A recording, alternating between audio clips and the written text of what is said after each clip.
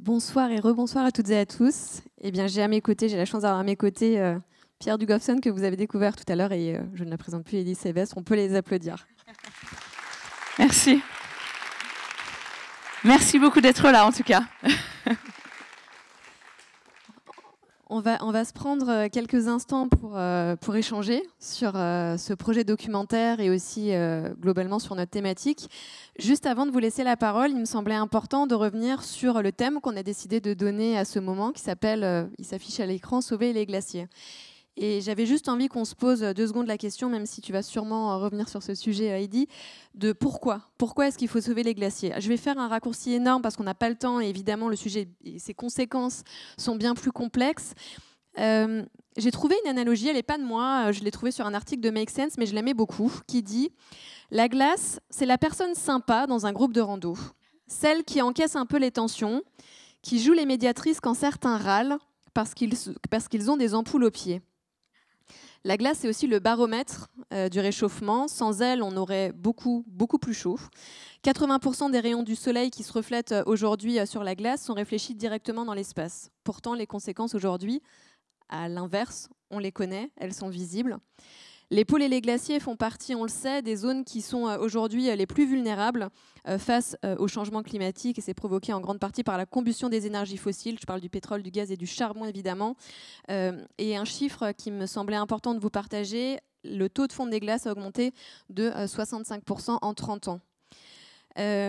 Autre élément scientifique, une donnée qui me semblait aussi importante de vous rappeler, c'est que les scientifiques nous rappellent que 1 kg de CO2 émis correspond aujourd'hui à 15 kg de glaciers qui fondent. Et aujourd'hui, d'ici la fin du siècle, entre 50% et 80% des glaciers du monde pourraient avoir disparu.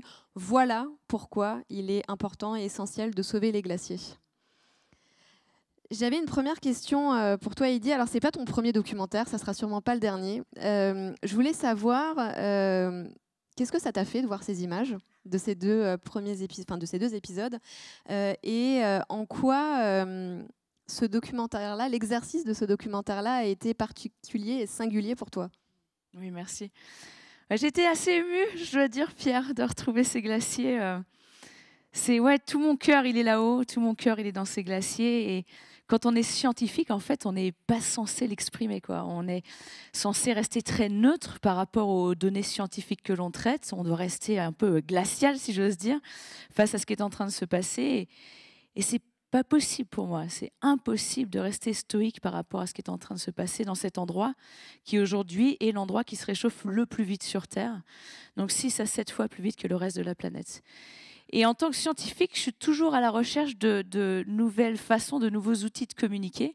Je pense que j'ai assez conscience qu'on est 30 ans dans des rapports du GIEC et que la concentration de CO2 continue à augmenter dans l'atmosphère.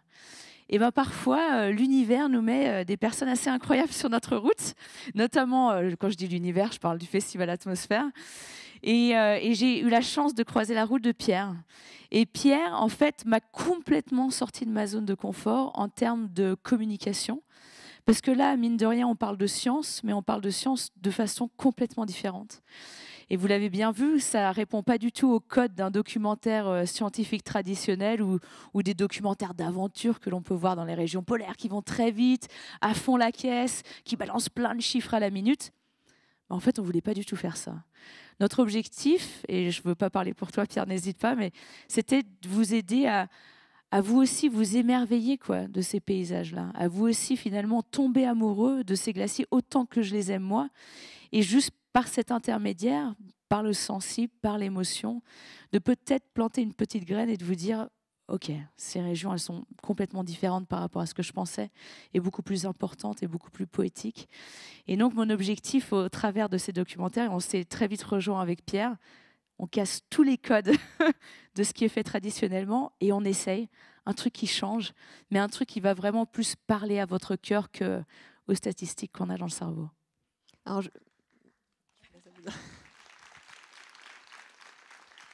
Alors justement, Pierre, comment est-ce que tu as appréhendé cet exercice? Et moi, il y a une chose qui m'interroge, c'est quand tu es face à cette immensité, comment est-ce que tu traduis tout ça? Comment est-ce que tu racontes l'histoire? Comment est-ce que tu donnes à voir ce que toi, tu as vu et vécu? Il y a plusieurs questions là. Il y a plusieurs questions, mais tu peux donner plusieurs réponses du coup. Comment j'appréhende? Reprenons la première question. Alors, la première question était comment est-ce que, à partir du moment où Heidi t'a dit viens voir, viens avec moi en Norvège, comment est-ce que tu appréhendes cet exercice avant d'y aller déjà? Avant d'y aller, c'était totalement obsédant. Je ne pensais qu'à ça, d'autant que je suis l'inverse du réalisateur qui a l'habitude de ce genre de terrain. Je ne suis pas du tout un baroudeur. Mon expérience juste avant a été de m'enfermer dans un atelier de la Philharmonie pour filmer un piano pendant des mois. Je vous jure que c'est l'antithèse, donc je suis vraiment pas un baroudeur, non. Et en fait, ce qui s'est passé, c'est que moi j'ai d'abord vu Heidi en conférence ici, et que comment dire, ce qui m'a paru évident, c'est qu'il fallait que tout le monde en profite. Donc je pense être comme vous, c'est-à-dire que je suis spectateur d'un truc et je voulais que tout le monde en profite. Ce qui fait que si vous voyez le premier épisode, ça a été exactement ce que je voulais, c'est-à-dire aller au bon endroit avec le meilleur guide possible. Et en fait, j'étais à la meilleure place, donc j'avais en fait plus rien à faire qu'à filmer.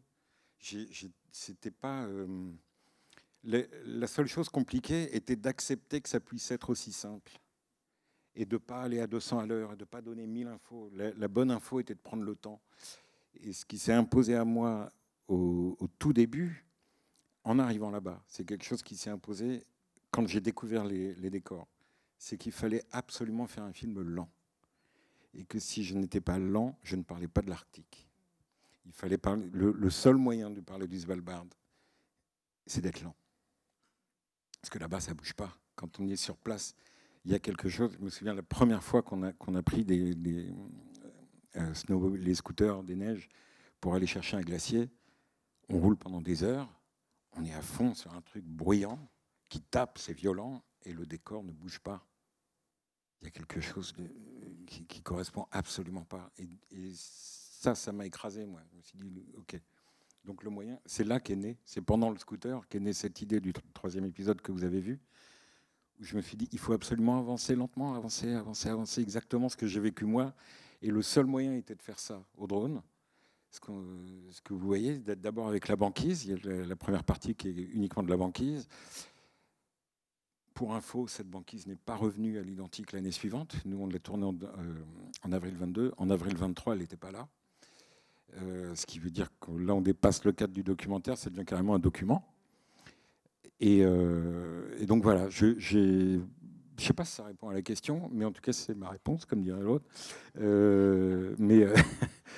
En tout cas, oui, cette lenteur était capitale pour moi. Et l'autre chose, c'est que je voulais juste passer du temps avec Heidi. C'est-à-dire que le premier épisode est exactement ça. Juste lui laisser la parole, ne pas l'interrompre, et qu'on puisse réellement profiter de ces choses-là. Voilà, donc j'espère que c'est comme ça que c'est reçu, j'en sais rien, vous nous le direz, mais voilà.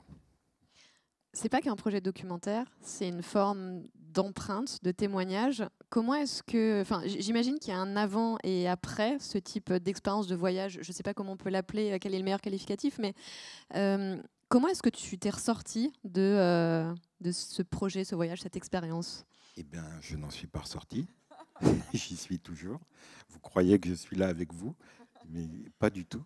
Je suis dans l'un des plans que vous avez vu tout à l'heure. Non, on n'en sort pas.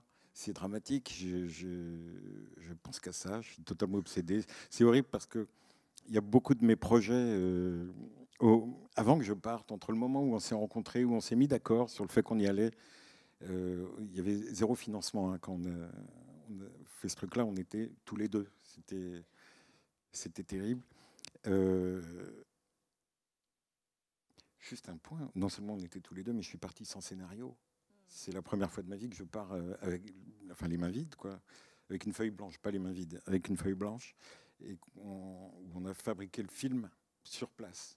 Il a été conçu dans ses détails, vraiment sur place, en fonction de ce qu'il y avait, en fonction de là où on pouvait aller, parce que ça change toutes les 2 heures, en fait. C'est pas... On peut même pas vraiment prévoir la veille pour le lendemain. Hein. c'est un peu, enfin, c'est un peu hostile quand même. Je sais pas si tu as répondu à ma question. Bon, si c'était ta question. J'y suis toujours si c'était ça la question. Heidi, quand tu n'es pas en Norvège, tu passes beaucoup de temps à prendre la parole. Tu accordes beaucoup d'importance à éduquer, à conscientiser. La question que j'avais envie de te poser, c'est comment est-ce qu'on peut conscientiser et éduquer sur ces sujets-là, sur le sujet de la fonte des glaciers, des glaces et ses plus larges conséquences, quand on aborde un sujet qui n'est pas visible, perceptible de tout un chacun, comment est-ce qu'on fait concrètement? On essaye par tous les outils disponibles. On a essayé depuis des décennies par des chiffres qui sont plus impressionnants les uns que les autres, qui ne veulent rien dire, très sincèrement, pour la plupart des gens. Et aujourd'hui, on essaye vraiment d'une autre façon. Moi, j'essaye beaucoup par l'émotion, par le sensible, vous l'avez vu aujourd'hui. Et j'essaye aussi de rendre cette perte des glaciers vraiment très réelle au quotidien. En fait, qu'est-ce que ça veut dire pour nous au quotidien si ces beaux glaciers du Svalbard disparaissent? Comment ça va affecter notre porte-monnaie? Comment ça va affecter notre santé? Comment ça va affecter la sécurité alimentaire d'un pays comme la France? Comment ça va affecter la stabilité sur Terre? Et là, on sait qu'il y a beaucoup de tensions en ce moment. J'essaie vraiment de faire rentrer ces glaciers dans le quotidien des gens et de leur montrer que, ouais, en fait, tout ce qui se passe à 4000 km d'ici, là-haut, au Svalbard, c'est intimement lié à notre quotidien. Et sans aucun doute, l'avenir de ces glaciers va définir de ce que notre futur sera fait. Et il y a quelque chose qui est complètement dingue, c'est que Homo sapiens sapiens n'a jamais vécu sur Terre sans glace. Donc toute notre civilisation, en fait, s'est construite grâce au fait qu'on avait toujours, à un moment donné, des glaciers, de la banquise, des calottes polaires qui nous amenaient de l'eau douce, qui stabilisaient notre climat, qui ont créé cette circulation océanique. Donc j'essaie vraiment de faire en sorte de créer un lien vraiment très fort, presque intime, entre les personnes que je rencontre et ces glaciers. En gros, moi, j'essaie de faire en sorte que tout le monde tombe amoureux des glaciers. C'est un peu ma mission de vie. Et donc voilà, en tant que scientifique, je pense qu'il faut oser sortir de notre zone de confort, sortir de nos rapports scientifiques et oser en fait faire équipe avec des personnes qui ont l'audace et le courage de Pierre, oser faire équipe avec des artistes. Là, je sais qu'il y en a dans la salle, il y a certains éleveurs d'icebergs dans la salle, qui osent justement eux aussi faire rentrer les glaciers par la porte ou par la fenêtre des gens. Voilà, osons, faisons équipe. Aujourd'hui, communiquer sur cette science, c'est un travail d'équipe et on n'y arrivera pas tout seul. Et je précise justement par rapport à tes interventions que tu donnes des conférences, mais que tu es également présente auprès des localités, des territoires, que tu interviens auprès de scolaires, d'étudiants.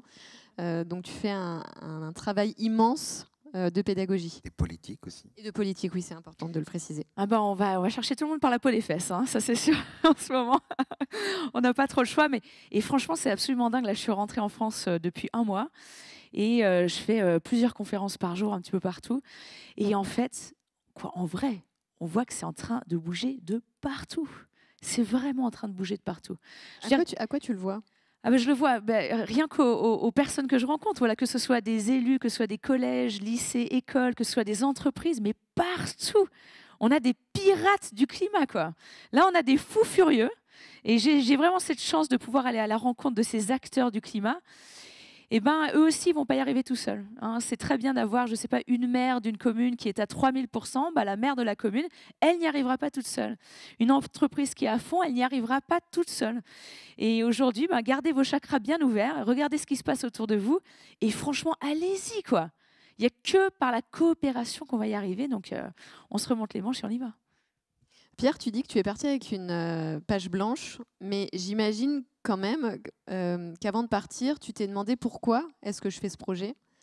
Alors, je te pose la question, pourquoi est-ce que tu as fait ce projet et quel impact tu as envie d'avoir plus largement avec Heidi's Eyes?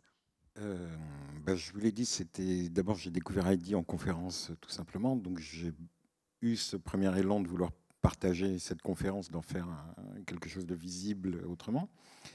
Mais ensuite, ce qui était clair pour moi, c'est que déjà, je ne voulais pas faire un film scientifique au sens propre du terme. Et je me suis vraiment mis dans une position de me mettre au service complètement tout ce que je pouvais proposer. Je voulais que ça aille dans le sens d'Heidi, que je me mette complètement dans son là où elle communique elle. Et en fait, on a parlé au départ, avant de se lancer dans tout ça, on a beaucoup discuté. Et moi, ce que je ressentais, c'était l'extrême sensibilité à la beauté des choses et l'envie qu'on comprenne que c'est beau. Et en fait, moi, ce qui me gênait un tout petit peu, j'ai regardé plusieurs documentaires existants sur les glaciers, il y en aura encore plein d'autres, et la plupart du temps, ce que je voyais, c'était des glaciers en train de s'effondrer, avec justement les vélages, et puis des icebergs qui se créent.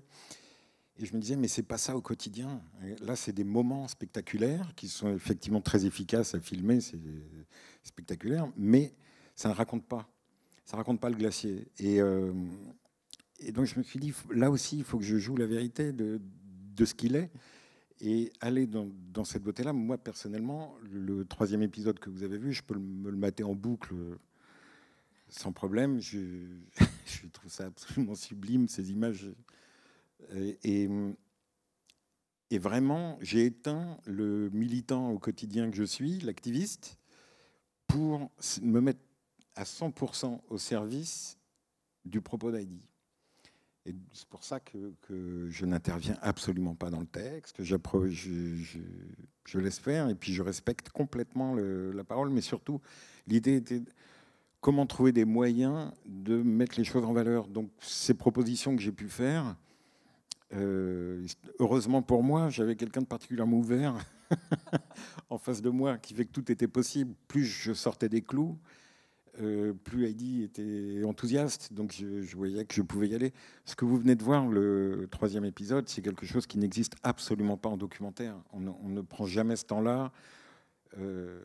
J'ai même été très très surpris, et heureusement surpris, quand j'ai vu la chaîne parlementaire nous suivre, parce qu'on est réellement très très loin des codes du documentaire actuel, en tout cas.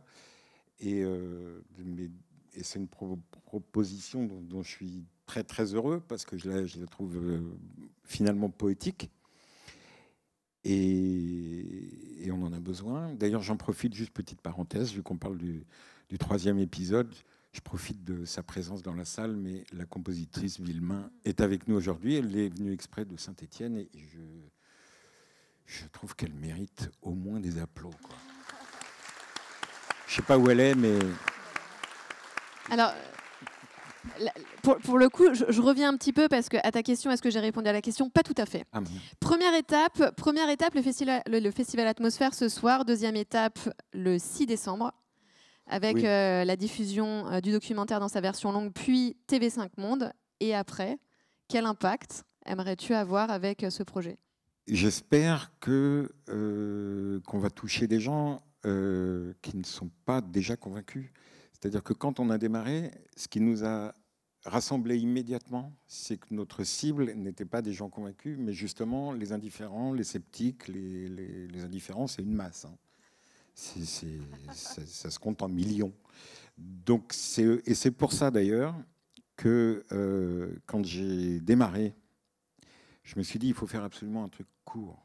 Il faut absolument que ce soit court, parce qu'un sceptique ne va jamais se poser devant 52 minutes. Et j'étais obsédé par ça. Et j'ai contacté plein de chaînes de télé qui m'ont tout envoyé bouler très gentiment, mais en me disant, nous, c'est 52. Donc le standard, c'est 52 minutes. Et heureusement, j'ai eu quelqu'un dans la chaîne TV5 Monde à qui j'ai expliqué le problème. Je ne me suis pas contenté de lui dire, je veux faire court. Je lui ai dit, je veux faire court parce que je veux toucher les sceptiques, les indifférents, les autres, tous ceux qui ont besoin d'être touchés. Et son réflexe a été de me dire, si vous me faites 4 x 13, je prends. Donc 4 x 13 faisant 52. Et donc c'est à cette femme que je dois l'idée de 4 films. Finalement, j'aurais pu faire 4 films qui se suivent, mais dans ma tête, je me suis dit, c'est l'occasion d'en faire 4, justement. 4 choses différentes, 4 approches différentes, 4 façons de faire. Les 4 films sont réellement très différents. Bah, vous venez de le voir. Dans l'un des deux, on voit Heidi tout le temps. Dans l'autre, pas du tout. Donc au moins, j'ai la preuve. Et puis il y en a un qui est filmé entièrement à l'épaule. du bateau et l'autre qui est un drone où on est vraiment très très loin. Donc vraiment, on est dans deux opposés. C'est pour ça que j'ai choisi ces deux épisodes pour aujourd'hui. Et donc j'espère qu'on va finalement les toucher. Je ne sais pas si ça marchera, mais quand on regarde ce film, c'est vraiment pas un brûlot militant. C'est pas, on y va en douceur, et cette douceur, c'est celle d'Heidi. Et je me suis mis au service de cette douceur-là. Donc enfin voilà, j'espère qu'avec cette douceur-là, on va réussir à toucher d'autres gens. J'évoquais, Heidi, le fait donc, que tu interviens beaucoup et que tu prends la parole de manière très large. Quel est le message qui te semble le plus important à faire passer en tant que glaciologue? Tu nous as parlé tout à l'heure de la coopération, mais au-delà de ça, comment embarquer le plus grand nombre? Et qu'est-ce qui te semble plus... On parlait d'impact il y a un instant. Qu'est-ce qui te semble le plus impactant en dehors des données scientifiques pour justement, à un moment donné, éveiller les consciences et essayer d'embarquer le plus grand monde? Très bonne question. Je pense que cette approche par le sensible est cruciale. On a vraiment, vraiment besoin de se reconnecter à tout ce qui se passe. Moi, c'est vrai que je m'émerveille devant les glaciers, mais on peut s'émerveiller devant la forêt nourricière qu'on allait voir ce matin. On peut s'émerveiller devant les nuages, on peut s'émerveiller de tous ces écosystèmes-là. Si on n'a pas cette base, cette sensibilité, je pense qu'on n'y arrivera pas. Donc pour moi, c'est vraiment crucial d'arriver à recréer cette connexion avec ces écosystèmes. Et puis ensuite, on peut construire plein de choses par-dessus. Ensuite, on peut rajouter toute l'importance d'éducation à ces sujets-là, comme certains le font très bien. On a vraiment besoin d'arriver à rebrancher la prise sur le vivant, sur ces écosystèmes. Et puis ensuite, on balance la purée au niveau de l'éducation.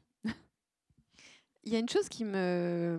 Je vais te faire une confidence. Il y a une chose qui me fascine chez toi, c'est qu'au-delà évidemment de la contribution essentielle que tu apportes de par ton métier et tes expertises de glaciologue, il y a quelque chose d'assez fascinant chez toi, c'est ce que tu dégages. Tu es toujours très enthousiaste, tu as toujours le sourire, tu embarques le maximum de personnes et très honnêtement, dans des temps sombres, et notamment comme actuellement, ça me donne foi. Ça me donne foi, ça, quelque part c'est super encourageant et merci pour ça. Qu'est-ce qui te donne confiance dans notre capacité d'agir à toutes et à tous? Je pense d'être là, quoi, et de venir ici au Festival Atmosphère, pour moi, c'est ma dose d'espoir et d'optimisme de l'année, très sincèrement. Là, j'ai décalé tout mon emploi du temps pour pouvoir être ici ce week-end, parce que ça compte pour moi de vous voir ici ce soir. Ça compte pour moi de faire le parcours scientifique ce matin et de voir qu'on a des gens de tous horizons, en fait, qui se rassemblent autour d'une même cause, et de voir que l'impact, il est là. S'il y a une forêt nourricière qui a été créée ici à Courbevoie, c'est pour la simple et bonne raison que vous êtes les acteurs du changement et que les choses sont en train de se passer. Quand on arrive à dépasser ce fameux petit triangle de l'inaction entre les élus, les entreprises et les citoyens, et vraiment, les choses se mettent en place. Et moi, c'est vrai que je vois l'horreur du changement climatique, mais vraiment dans son cœur, dans ce qu'elle a de plus terrifiant. Et je contrebalance ça, à chaque fois que je reviens en France, par voir vraiment ce qui se passe quand celles et ceux ont les mains dans le cambouis, les élus, les entreprises, les citoyens, mais se battent à mort pour faire du changement. Et l'espoir, il est là, quoi. Regardez encore une fois très bien ce qui se passe autour de vous, soutenez ces initiatives, et c'est encore une fois comme ça qu'on arrivera à faire la différence. Et franchement, c'est pas une méthode Coué pour moi. C'est vrai que je suis un petit peu optimiste par nature, mais les pirates du climat, je les rencontre tous les jours. Ils sont de plus en plus nombreux. Et ça, franchement, c'est une bonne raison de se lever le matin et de les accompagner, quoi. On va laisser la parole à la salle dans un instant. Vous allez avoir la possibilité de poser vos questions et je vous encourage vraiment à le faire. Juste avant, tu parlais justement d'initiatives. Dans la salle, on a peut-être des élus, on a sûrement, je vois des jeunes, on a donc des étudiants, des élèves de différentes classes, à mon sens. On a sûrement des entreprises. Est-ce que tu as une ou deux initiatives que tu souhaiterais partager qui pourraient être mises à l'échelle plus largement? Alors c'est vrai que la chose que je dis toujours, c'est que l'éducation est super importante. Il n'y a pas de doute là-dessus.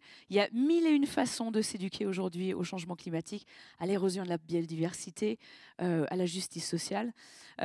Pour moi, je suis convaincue que si on n'a pas cette base de savoir, on ne changera pas. Si on ne sait pas, on ne changera pas.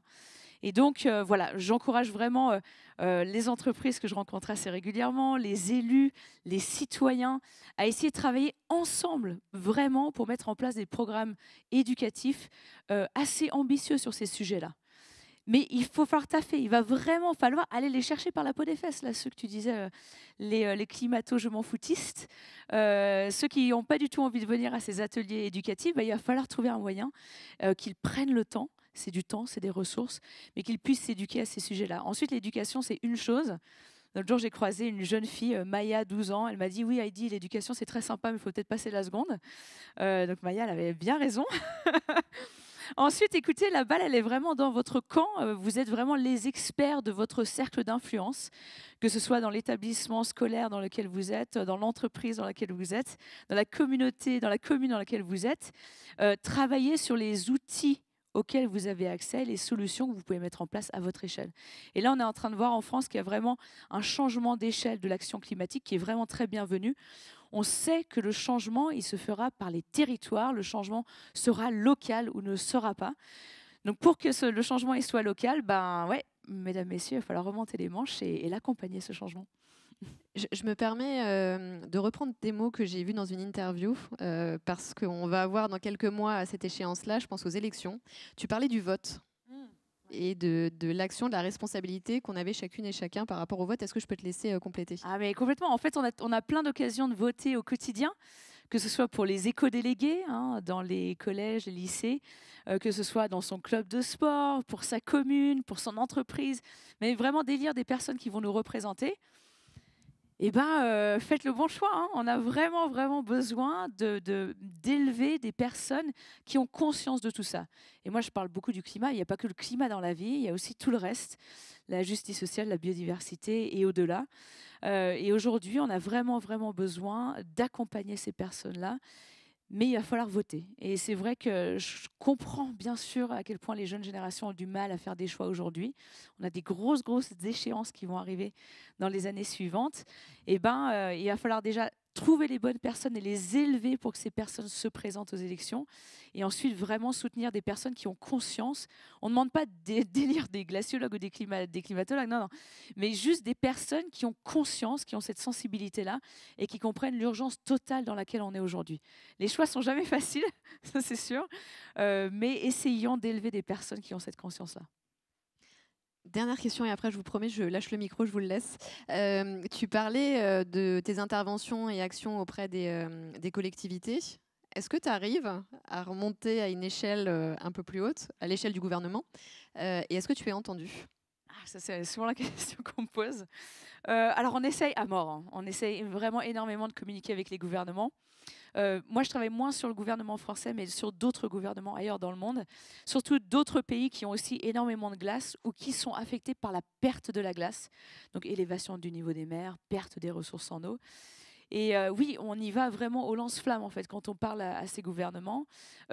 Oui, on est entendu, il n'y a pas de souci, mais que c'est vraiment très difficile comme expérience pour nous, parce que nous, on y met tout notre cœur, on y met les données clés, on espère, pour les faire réagir. Bon, souvent, on leur balance plein de statistiques, qui n'est peut-être pas la meilleure façon de communiquer.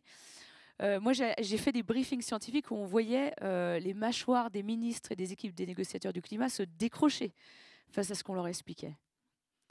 Et ensuite, on se dit, voilà, est-ce que ça a créé une petite étincelle? Eh bien, ça ne suffit pas. C'est très clair que notre façon de communiquer aujourd'hui n'est pas suffisamment effective. C'est pour ça qu'on essaye des nouvelles expériences comme celle-ci, de faire appel à leur petit cœur qui bat finalement à ces personnes-là. Ça reste des humains finalement. Et il faut vraiment faire appel à ça, je pense. Et les choses sont en train de se passer. Bien sûr qu'il y a des décisions qui sont prises.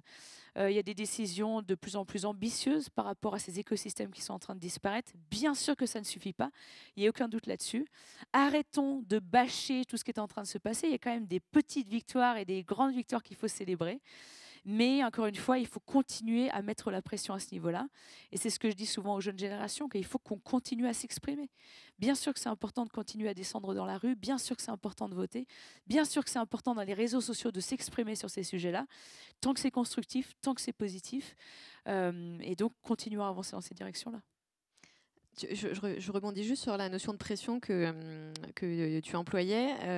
Il n'y a pas longtemps, j'ai assisté à une conférence de Camille Etienne qui te citait et qui évoquait également, face aux grands enjeux et aux grands sujets du climat, la puissance des lobbies, et notamment dans les grandes instances de décision, les COP, le Parlement, etc. Est-ce que ça, c'est une réalité, tu confirmes, et est-ce que c'est une réalité à laquelle tu es confronté? Ah, mais il n'y a aucun doute là-dessus. Là, on est en train de préparer la COP 28, donc, qui va avoir lieu à Dubaï, qui va être présidée par Dr Sultan Al Faber, qui est donc le directeur d'une des plus grosses entreprises de gaz et de pétrole du pays.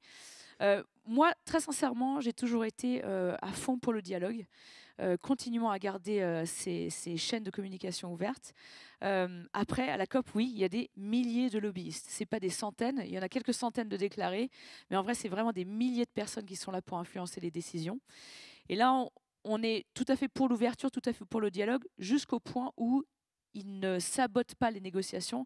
Et là, vraiment, si vous regardez les textes finaux des conférences du climat, vous allez remarquer qu'il n'y a jamais fossil fuels, qu'il n'y a jamais l'extraction des énergies fossiles qui sont mentionnées dans le texte. Ce qui est toujours mentionné, c'est ce que vous avez chacune et chacun, ce qu'on a tous au-dessus de notre tête, c'est nos émissions de gaz à effet de serre. Donc on ne remet pas en cause l'extraction, on remet en cause l'utilisation des énergies fossiles. Et bien ça, c'est une énorme victoire chaque année. Franchement, chapeau. Hein. Moi, j'aimerais beaucoup avoir des lobbyistes comme ça qui travaillent pour partager la science, mais ce n'est pas tout à fait le cas. Eux, ils sont ultra efficaces pour atomiser systématiquement nos négociations. Mais en vrai, on est beaucoup plus nombreux qu'eux. On est beaucoup plus nombreux qu'eux. À la COP, il y a 50 000 personnes qui se déplacent, dont une bonne partie de scientifiques. Si seulement on arrivait à être un tout petit peu plus organisé, si seulement on osait communiquer un petit peu plus au lance-flamme, je pense qu'on aura un impact beaucoup plus puissant. Et j'essaie toujours de réfléchir à moi, à mon niveau, qu'est-ce qu'on pourrait améliorer. Ben ça, voilà, on défend les mangroves, on défend l'Amazonie, on défend les glaciers. Ben, au bout d'un moment, il faut vraiment qu'on arrive à travailler ensemble. Et créer une grande coalition. Ah oui, oui, c'est sûr, exactement. Et je vous propose qu'on se tourne vers la salle. On va, si c'est possible, allumer un petit peu la lumière, comme ça on vous voit, c'est plus sympa. Et je vois qu'il y a des micros, super. Il vous suffit de lever la main. Et on a une première question, merci madame. On va vous ramener le micro tout de suite, il arrive. C'est à vous. Bonsoir, merci pour ces très belles images. Enfin, moi-même, je suis déjà allée en Arctique. En Antarctique, c'est fabuleux. Moi, je souhaitais vous poser une question. On voit émerger des initiatives en fait, qui visent à donner la personnalité juridique à des sites naturels. Il y en a déjà plusieurs, ça a été le cas. Est-ce que vous pensez que ça a un sens? Est-ce que ça a une utilité? Est-ce que c'est pertinent pour, par exemple, les glaciers du Svalbard? Oui, complètement. Merci de parler de ce sujet qui est très important. C'est vrai qu'il y a déjà des rivières qui sont protégées par des statuts juridiques. C'est justement une stratégie qui est en train d'être mise en place en France, en tout cas, pour protéger non seulement les glaciers, mais aussi quelque chose d'assez fascinant qui est en train de se produire aujourd'hui, c'est qu'avec le recul des glaciers, on a la naissance de nouveaux écosystèmes. Toutes ce qu'on appelle les marges proglaciaires, donc ces environnements qui n'ont pas vu le soleil depuis très très longtemps, sont en train de prendre naissance. C'est des écosystèmes qui sont en pleine transformation. On a une colonisation faite par la végétation. On a aussi énormément de sable, de gravier, de ressources qui sont très précieux aujourd'hui. Le sable, ça fait partie d'une des premières ressources qu'on utilise pour la construction notamment. Et c'est crucial non seulement d'accorder un nouveau statut à ces glaciers, mais aussi à ces tout nouveaux écosystèmes qui sont en train de se développer. Oui, ça fait vraiment partie du panel de solutions qu'on peut mettre en place. Et aussi en Colombie, où ils sont en train de protéger les glaciers de cette façon-là. Il faut que les glaciers ne parlent pas beaucoup, il faut qu'on leur donne un statut, une voix, pour qu'on puisse les défendre. Oui. On vous écoute. En fait, j'avais une question très similaire, parce que je lui ai demandé s'il y avait des conventions internationales pour protéger les glaciers. Donc, il y avait un peu répondu. Mais... Bah ouais, franchement, hein, utilisons tous les outils qu'on a. Là, on voit qu'il y a vraiment une vague de procès qui sont en train de se mettre en place pour des entreprises très polluantes, pour des États. Voilà, la France a été condamnée plusieurs fois pour inaction climatique. Oui, franchement, utilisons tous ces outils-là. Hein, c'est ultra important. Il y a toute une série de procès en Suisse qui ont été menés de front par les jeunes générations. Des fois, ça passe, des fois, ça ne passe pas. Mais on commence à avoir des précédents qui, petit à petit, commencent à faire un peu transpirer les grosses industries pétro-gazières. Donc, ouais, ça fait plaisir. Ça fait plaisir. Bonsoir à tous. Merci beaucoup pour ce moment de poésie. Moi, quand je regardais le deuxième documentaire, je crois, Heidi, tu as utilisé un terme qui m'a semblé vraiment puissant. Tu as interpellé le glacier en te demandant ce qu'il ressentirait. Et en fait, moi, ça m'a renvoyé, je crois qu'il y a un petit écho, je ne sais pas trop, mais non, ça va. Ça m'a renvoyé à une émission que j'avais écoutée sur France Inter, je ne sais plus si c'était la Terre au carré, où il y avait Olivier Remeau qui était invité, c'est un philosophe, qui a écrit un livre qui s'intitule « Penser comme un iceberg ». Et en fait, j'ai l'impression qu'il y a toute une réflexion autour du vivant, en fait, ce qu'est le vivant. Enfin, il y a vraiment une interrogation. Voilà. Là, on est face à de la glace. Rationnellement parlant, on sait que ça ne l'est pas. Et en fait, ça contribue pour moi à ce qu'on évoque sur les nouveaux récits, etc. Et il y a un autre terme fort, d'ailleurs, qui était évoqué dans cette émission aussi, c'était véler. En fait, on l'utilise pour les vaches, enfin, voilà, pour les animaux. Et là, on met quelque chose de l'ordre de l'intime, comme tu disais, c'est-à-dire, enfin, donner naissance, c'est humain, enfin, c'est de l'ordre de l'animal, en fait, voilà. Et je voulais juste avoir ton avis, enfin, voilà, sur ces réflexions-là. Voilà. Merci. Je te remercie. Et merci d'être venu ce matin au parcours scientifique, c'était trop chouette. Non, mais c'est vrai que je me suis fait beaucoup bâcher quand j'étais jeune étudiante en glaciologie parce que je personnifiais vachement les glaciers. Pour moi, vraiment, les glaciers sont vivants. Comme tu l'as très bien dit, les glaciers participent au vivant. Et on l'explique dans les épisodes, que ce soit par distribuer de l'eau douce qui est pleine de minéraux qui fertilisent les océans, que ce soit tout simplement dans les montagnes à donner de l'eau douce qui est utilisée pour l'agriculture, l'énergie, etc. Et je me pose toujours cette question, comment est-ce qu'on peut aider voilà, le public à se connecter, en fait. Et en fait, j'essaie de trouver des points communs, et donc pour moi de les rendre vivants, quoi, de montrer que ces rivières d'eau qu'on a dans les glaciers, c'est un peu leur veine, comme tu dis, quand ils vêlent un iceberg, ils donnent naissance à un iceberg, et d'essayer d'utiliser un peu ce champ lexical autour de l'humain, autour du vivant, pour parler d'un glacier qui est inerte finalement, minéral, dans ce que le minéral a de plus pur. Et j'espère qu'en utilisant ces petits tips, ces petites stratégies, finalement, on ressente nous aussi le cœur qui bat de ces glaciers. Donc au niveau scientifique, je me fais décapiter en faisant ça, mais je pense que c'est important, encore une fois, d'insister vachement sur le sensible.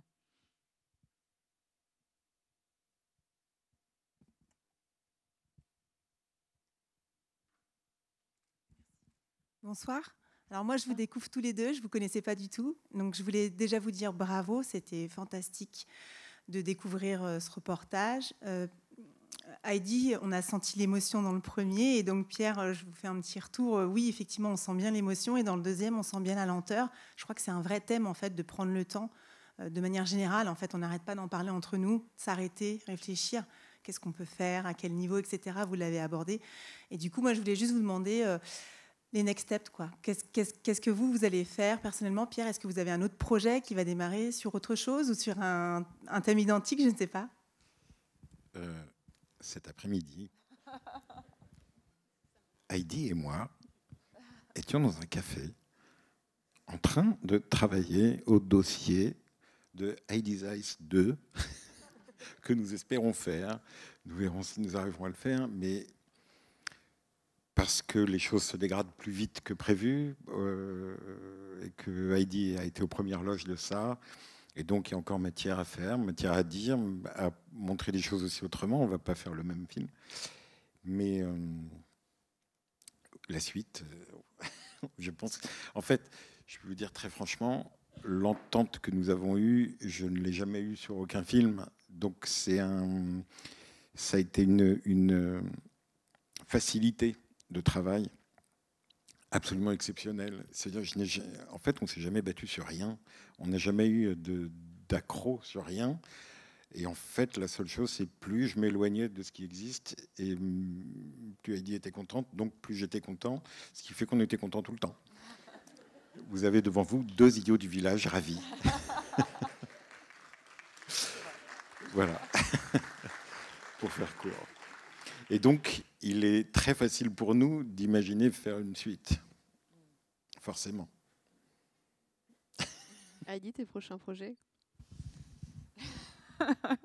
Les prochains projets, bah oui, alors niveau boulot, COP28, ça c'est sûr, donc on est à fond là-dessus. Sinon, pas mal de projets d'expédition pour l'année prochaine. Bon, j'aurai la joie, j'espère, de retrouver Pierre au Svalbard l'année prochaine. On est en train de travailler sur une grosse expédition au Groenland au mois d'août l'année prochaine avec les scientifiques danois. Au Groenland, on est en train de découvrir des choses qu'on ne voyait jamais avant, notamment très haut sur la calotte polaire. On a des méga crevasses qui sont en train de se former, donc c'est juste des très grandes crevasses qui font des kilomètres de long, des centaines de mètres de profondeur, qui signifierait que la calotte de glace est en train de s'écarteler, en fait beaucoup plus rapidement qu'on le pensait. Et là, le dernier mail que j'ai reçu du chef de projet, c'était « Je pense qu'il faut vraiment qu'on descende dans ces crevasses, qu'on installe des cordes fixes. » Donc, ça me fait très plaisir. Donc, ça va être très costaud.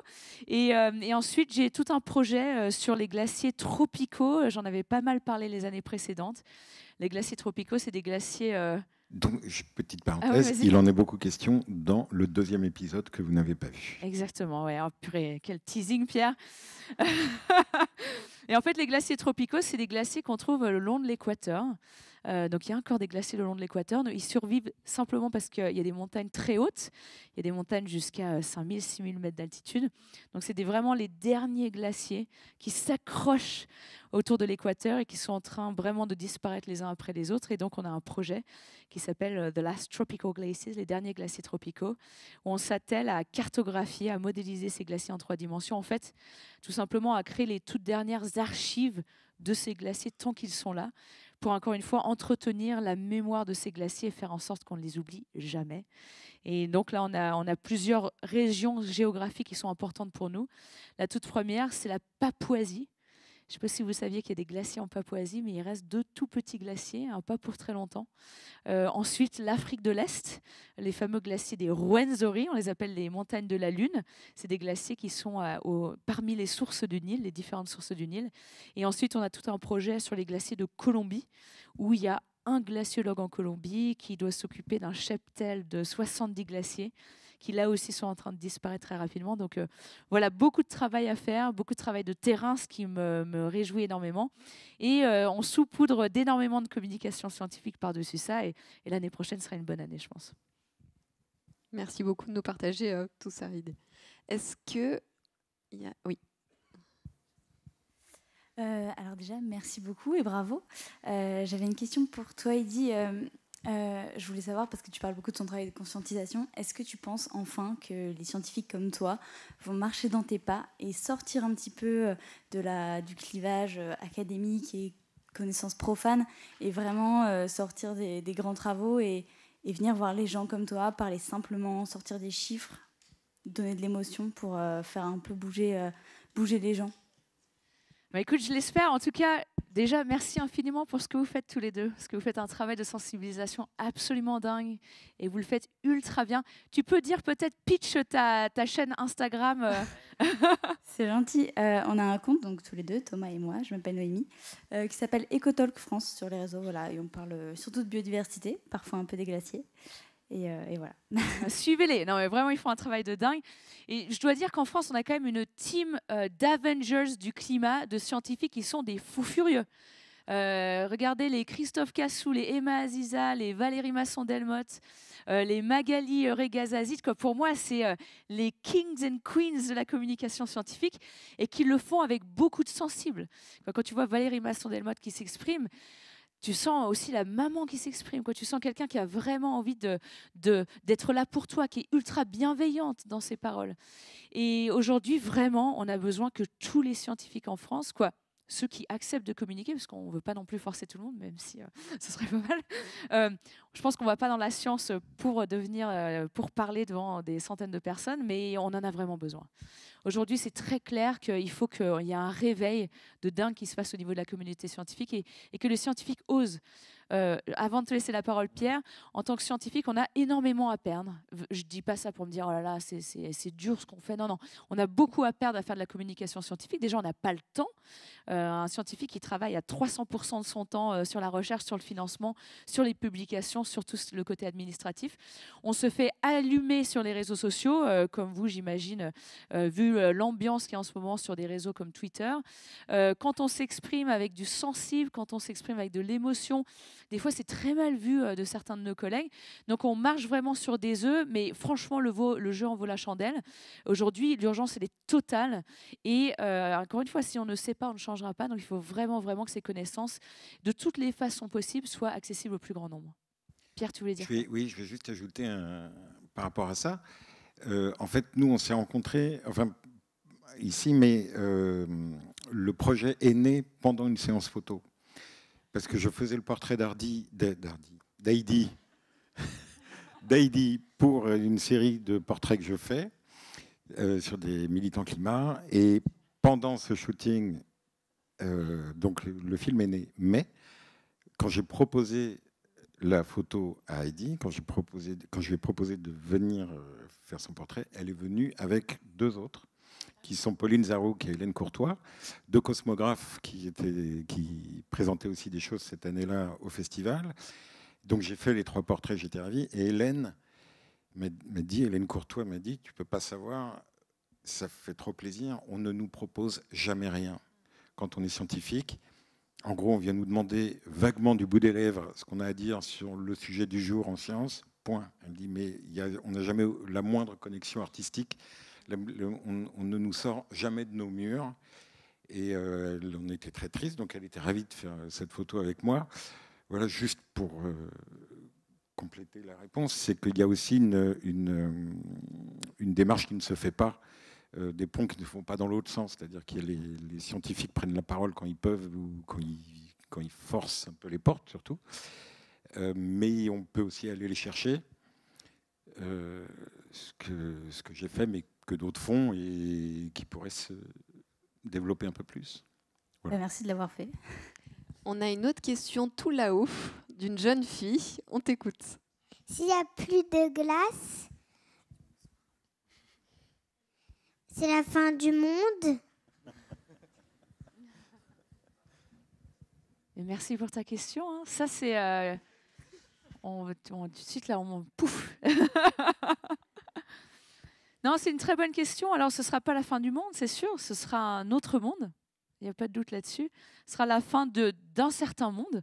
C'est vrai que nous, on a l'habitude d'avoir, tu sais, pendant l'été, je ne sais pas si tu as eu la chance d'aller voir des glaciers, d'aller dans les montagnes, mais pendant l'été, c'est tout à fait normal, tout à fait naturel que la glace, elle fonde, un peu comme la glace qu'on mange. Dans les montagnes, c'est pareil. Les glaciers, ils perdent un petit peu de glace. Ça donne de l'eau douce, de l'eau qu'on utilise pour plein de choses. On a très bien parlé tout à l'heure. La glace au Svalbard, elle, quand elles fond, eh ben, elle donne naissance à des icebergs, ces petits morceaux de glace. Quand ils fondent, ça fait monter le niveau des océans. Et ben ça va nous faire des bons challenges pour devoir s'adapter. Il va falloir en fait s'habituer au fait qu'on ait moins de glaciers. Il n'y a aucun doute là-dessus. Il va falloir s'habituer au fait que l'océan monte un petit peu plus vite chaque année. Il va falloir s'habituer au fait que le cycle de l'eau soit perturbé. Donc toi, ce soir, tu vois, quand tu te brosses les dents, quand tu ouvres ton petit robinet, et ben, dans la salle de bain, pense à ces glaciers et dis-toi que l'eau du robinet, d'une certaine façon, elle est directement connectée à ce qui se passe à ces glaciers. Encore une fois, ce ne sera pas du tout la fin du monde, ce ne sera pas du tout la fin de l'humanité, mais il va falloir réfléchir tous ensemble à comment on s'ajuste, comment on change notre monde pour s'habituer à tout ça. Mais avant de passer à la disparition totale des glaciers, il faut continuer à se battre pour justement que toi aussi, dans les prochaines années, tu puisses, comme moi, continuer à gambader sur les glaciers et toi aussi continuer à t'émerveiller de ces paysages extraordinaires. Donc là, on n'est pas encore du tout dans la fin des glaciers. C'est clair qu'ils ne sont pas très en forme, ces glaciers, ils ne sont pas tout à fait en bonne santé. Mais aujourd'hui, on a encore pas mal, ils en ont encore pas mal sous le pied et il va falloir vraiment se battre pour les défendre, quoi. Je fais juste une petite transition après les glaciers. Demain, on parlera de l'eau. On a une conférence à 15h sur l'eau avec Emma Aziza, qui est hydrologue. Donc, Queen Emma Aziza. Donc, je vous invite à revenir demain, dimanche, à 15h. Et je vois qu'il y a une question juste ici. Tu as le micro. Je te laisse poser ta question. Oui. Alors, bonsoir Pierre, bonsoir Heidi. Vous avez parlé donc des glaciers ici du Svalbard. Et aussi, tu as énoncé les glaciers de Colombie. Et donc, pour les potentiels futurs projets de Heidi's Ice, je me suis demandé, car ici, j'ai ressenti une vraie claque émotionnelle en voyant ces images. Et je me suis dit, est-ce que vous avez des projets, peut-être possibles, sur les Alpes, ce qui nous ferait une claque encore plus grosse parce que finalement, c'est beaucoup plus proche de nous et c'est quelque chose qui nous parle encore plus parce que y a beaucoup de Français qui vont dans les Alpes ou même dans les Pyrénées, etc. Donc, est-ce que c'est une possibilité pour vous? Alors, ça pourrait, mais il se trouve qu'en ce moment, il y a beaucoup d'actions sur les Alpes, notamment de résistance, très actives, ils communiquent beaucoup, il faut aller les écouter, il faut les suivre sur leur réseau, il ne faut surtout pas détourner le regard, j'allais dire. Mais il y a beaucoup de choses et je ne suis pas sûr. Et là, on découvre des choses. Moi, quand je suis arrivé là-bas, ce que j'ai découvert, c'est que je ne connaissais rien. J'avais des fantasmes sur ce que pouvaient être ces décors-là, mais vraiment, je ne les connaissais pas. Les Alpes, je pense qu'on en a tous une image et on y a peut-être tous déjà fait un tour, j'en sais rien, mais je ne me sens pas, moi, de sensibiliser là-dessus. Et par contre, de soutenir les mouvements de résistance actuels contre les enneigements artificiels, contre le tourisme de masse, etc., qui sont en train de vraiment saccager les Alpes vitesse grand V. Il faut soutenir toutes les assos, les collectifs qui font de la résistance. Ça, j'en suis sûr, et je le fais comme je peux.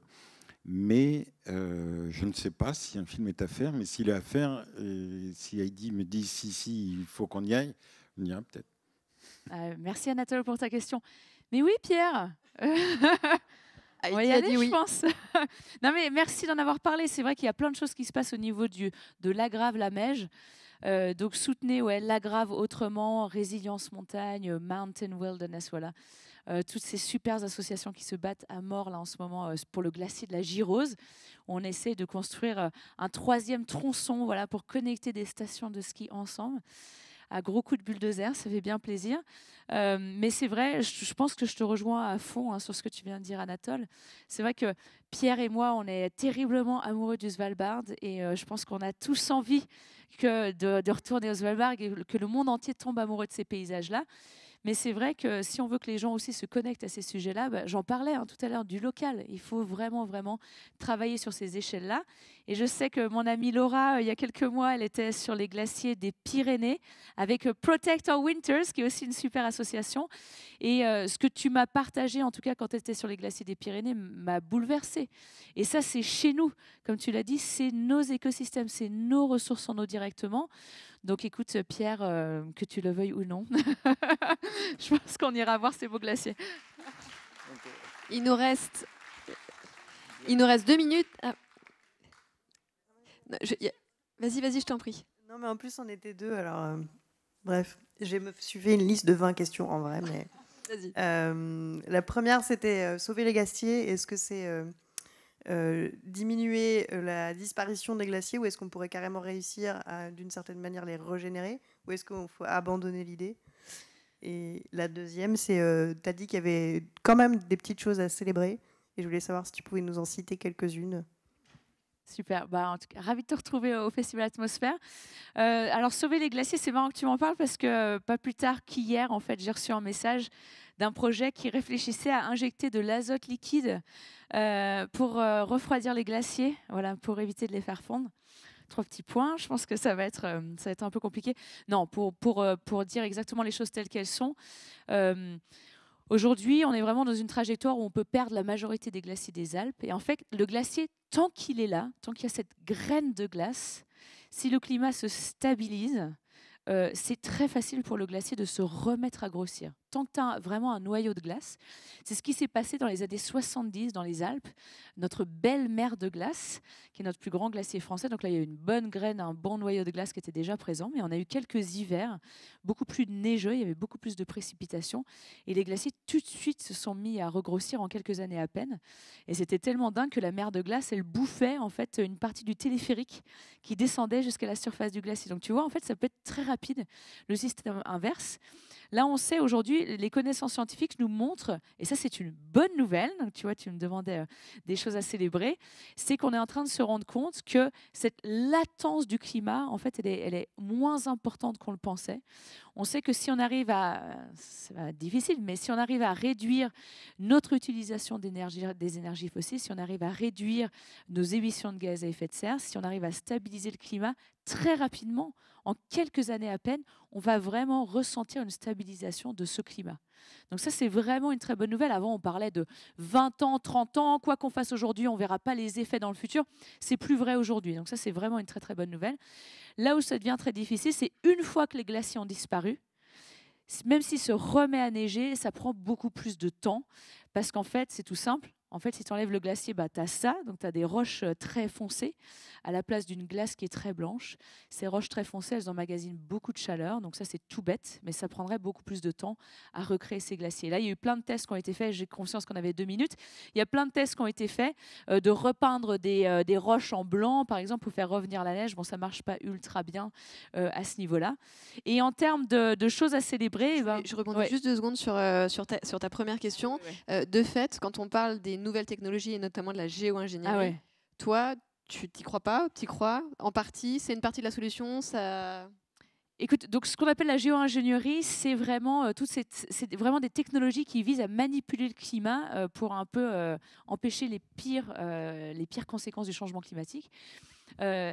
La géo-ingénierie, ça peut être par exemple de capter le CO2 et de l'enfouir dans le sous-sol. Ça peut être par exemple ce qu'on appelle Solar Radiation Management, c'est-à-dire bloquer une partie du rayonnement solaire à coup de particules de soufre qu'on balance dans la stratosphère.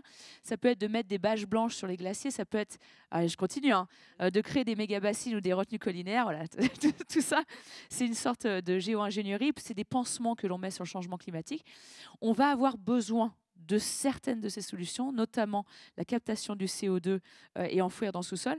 Pour l'instant, on a de la chance, on a des écosystèmes qui font ça très bien, qui font ça gratuitement, qui marchent toute l'année, des zones humides, des forêts, des océans. Donc ça, franchement, protégeons déjà ces écosystèmes, ces puits de carbone naturels qui le font très bien, qui commencent petit à petit à arriver à saturation. Et franchement, évitons de se jeter, d'appuyer sur le bouton d'une roquette qui balancera du soufre dans la stratosphère, parce que les conséquences autres que ça va créer, les coproduits, si j'ose dire, de ça peuvent être désastreux. Pour parler simplement de bloquer une partie du rayonnement solaire, ça va créer des pluies acides, ça va perturber encore plus le cycle de l'eau, ça va déplacer la localisation géographique de la mousson sur Terre. Donc j'avais un prof qui disait toujours, on ne résout pas les problèmes, on les déplace. La géo-ingénierie, je pense que ça devrait être leur pitch, leur one-liner. Des conséquences nécessaires. Ouais, s'ils cherchent des experts en communication, j'adorerais pouvoir les rejoindre. Non, mais sans déconner, on a un vrai problème de gouvernance par rapport à la géo-ingénierie. Je pense qu'on aura besoin d'une partie de cette géo-ingénierie, mais faisons ultra gaffe par rapport à ces solutions du petit chimiste, quoi. Ouais. Je te laisse nous partager 1 ou 2 bonnes nouvelles. Je sais qu'il y a une dernière question et on s'arrêtera là après pour les questions, désolée. Ouais. Allez-y, je pense à mes bonnes nouvelles. Ouais. Encore pour les bonnes nouvelles et pour les défendre. Merci beaucoup de votre film, vraiment un regard sensible extraordinaire. J'ai pensé toujours, pour me rattacher à la question de ma voisine, aux questions de divulgation scientifique. Je sais qu'il y a des scientifiques comme Julien Bobrov qui font de la divulgation scientifique par rapport aux neurosciences, etc., par des outils de design. Alors moi, je suis prof de design aux arts déco, etc. Donc, je me demandais, c'est parmi les Heidi's Tools, on a vu les Heidi's Eyes qui peut être One Tools, mais est-ce que vous avez développé, c'est ma curiosité personnelle, des outils, par exemple avec l'ADEME, je pense à un organisme de design qui travaille pour ces questions, voilà. Ou est-ce que vous avez jamais pensé, vous les avez utilisés, vous connaissez quelqu'un qui utilise des outils de design pour défendre justement cette sensibilité auprès des jeunes publics, mais pas que. Merci. Oui, merci. Alors là, je suis très loin de ma zone de confort avec votre question, mais c'est absolument super important. Je pense que vos voisins juste devant vous travaillent beaucoup plus sur ces infographies, sur ce matériel de communication. Il y a pas mal d'essais qui sont faits, que ce soit l'ADEME, le Haut Conseil pour le climat, le GIEC n'est pas encore tout à fait dans des choses instantanément lisible et compréhensible, mais tout est là. Je veux dire, quand on voit les figures du résumé du rapport du GIEC, voire du résumé résumé pour tous du rapport du GIEC, donc qui est censé être le résumé vraiment le plus accessible, je veux dire, moi, il me faut un quart d'heure pour comprendre les figures et ce qu'elles essayent de nous dire. Et encore une fois, c'est une chose d'avoir accès à des statistiques, c'est complètement autre chose de se sentir motivé pour agir. Et ben, franchement, faisons équipe avec grand plaisir. Moi, je suis ultra preneuse. Encore une fois, voilà, tout ce qui nous sort de notre zone de confort, tout ce qui peut permettre, voilà, à vous ce soir de instantanément vous connecter à ces sujets sont super importants. Ben, merci. C'est juste une question de temps avant qu'on bosse ensemble.